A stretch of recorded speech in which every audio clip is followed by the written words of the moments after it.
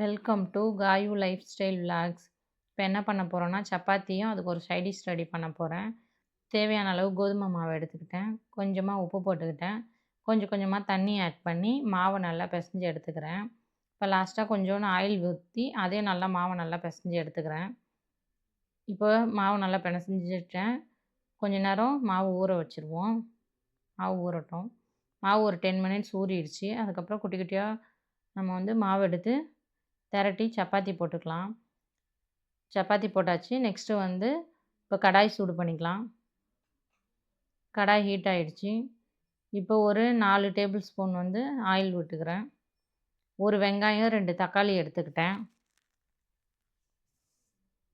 பன்னீர் gravy இப்போ ready பண்ண போகிறேன் என்னோடய ஸ்டைலில். அதுக்கு 2 சின்ன சைஸ் தக்காளி, ஒரு வெங்காயம், கொஞ்சமாக புதினா எடுத்துக்கிறேன். இப்போ ஆயில் காஞ்சிருச்சு. ஒரு பிரியாணி இலை எடுத்துருக்கிறேன். சின்ன சைஸில் 2 பட்டை, ஒரு கிராம்பு, ஒரு ஏலக்காய். இது நல்லா பொரிஞ்சிருச்சு. இப்போ ஆனியன் சேர்த்துக்கிறேன்.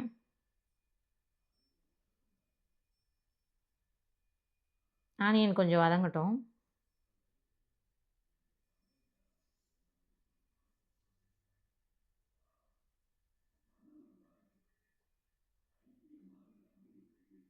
இப்போ ஆனியன் வதங்கிருச்சு. இதோட கொஞ்சமாக புதினா சேர்த்துக்கிட்டேன்.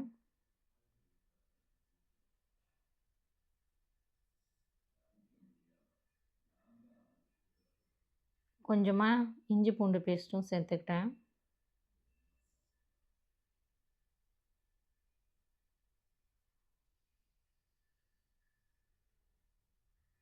இப்போ இஞ்சி பூண்டு பச்சை வாசனை போகட்டும்.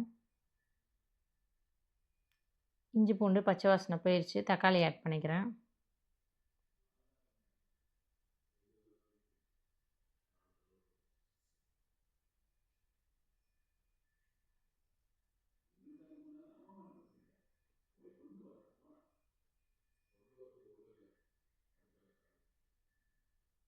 இப்போ கொஞ்சமாக உப்பு சேர்த்துக்கலாம்.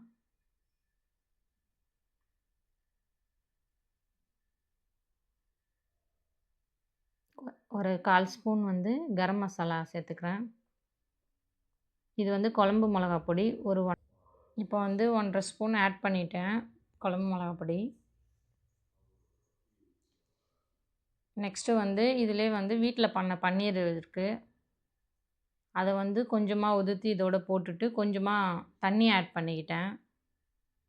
இப்போ தண்ணி கொதித்த உடனே கட் பண்ணி வச்சுருந்த இன்னும் கொஞ்சம் பன்னீரை அதையும் இதோட ஆட் பண்ணிக்கிறேன்.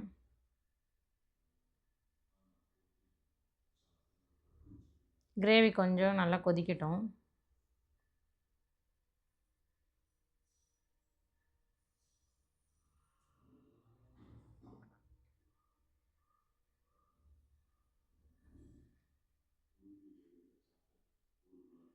கிரேவி இப்போ நல்லா கொதித்து ரெடி ஆகிடுச்சு.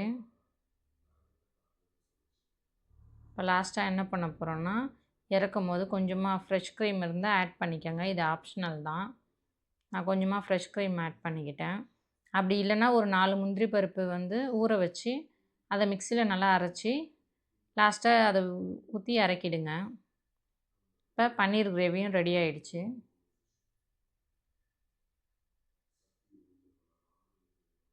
அவ்வளோதான் ஃப்ரெண்ட்ஸ். உங்களுக்கு இந்த வீடியோ பிடிச்சிருந்தா லைக் பண்ணுங்கள், ஷேர் பண்ணுங்கள், சப்ஸ்கிரைப் பண்ணுங்கள்.